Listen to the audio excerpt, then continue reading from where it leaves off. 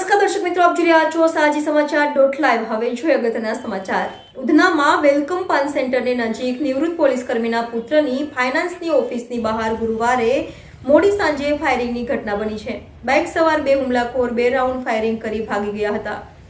બંનેને શોધવા પોલીસે સીસીટીવી તપાસ શરૂ કરી છે. એક ખાલી બુલેટ મળતા પોલીસને 1 રાઉન્ડ ફાયરિંગ થયાનું લાગી રહ્યું છે.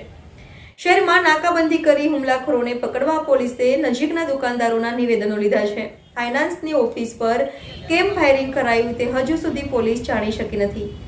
ફાઇનાન્સની કોઈની સાથે કોઈ દુશ્મની પણ ન હતી. રિપોર્ટર નૈતિક રેશમવાળા, સાજી સમાચાર .live, સુરત. ઉધના વિસ્તારમાં વેલકમ પાન સેન્ટરથી બ્યુસ પોઈન્ટ બાજુ જઈએ ત્યારે વચ્ચે આરાધ્યા ફાઇનાન્સ કરીને એક ફાઇનાન્સની જે કંપની છે, શોપ છે, એમાં એક ફાયરિંગની ઘટના બની છે. આ ઘટનામાં જે પ્રાથમિક વિગત છે એ મુજબ એક બાઇક ઉપર 2 જણાએ આવી અને આ ફાયર કર્યા હોવાની માહિતી છે. અત્યાર સુધી પોલીસને 1 બુલેટ મળી છે, એટલે પ્રાથમિક દ્રષ્ટિએ કહી શકાય કે 1 બુલેટ ફાયર થયેલ છે. પોલીસ તપાસ કરી રહી છે કે હકીકતમાં શું બનાવ છે. જેનો ફાઇનાન્સની આ જે ઓફિસ છે એને પણ વધારે ઊંડાણપૂર્વક પૂછપરછ કરી રહ્યા છે. અત્યારે એની પાસે કોઈ એવી સ્પષ્ટ વિગત નથી કે એને કોઈ સાથે અણબનાવ કે કોઈ દુશ્મની હોય કે એવું કાંઈ, પરંતુ વધુ અમે ઊંડાણપૂર્વક પૂછપરછ કરી રહ્યા છીએ.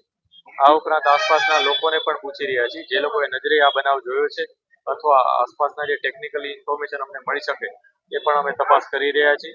આ સાથે સાથે સમગ્ર શહેરમાં અમે નાકાબંધી અને વ્હીકલ ચેકિંગ ઓલરેડી અમારું ચાલુ જ હતું, તો એને વધુ એલર્ટ કરી દીધા છે અને લોકોને ઇન્ફોર્મેશન પણ અમે પોલીસને આપી દીધી છે કે કયા પ્રકારના લોકો અહીંયા આવ્યા હતા અને તમામ વિગતો ઉપર અમે તપાસ કરી અને જલ્દીમાં જલ્દી આરોપી પકડાય એ પ્રકારના પ્રયાસો અત્યારે ચાલુ છે. ઓકે.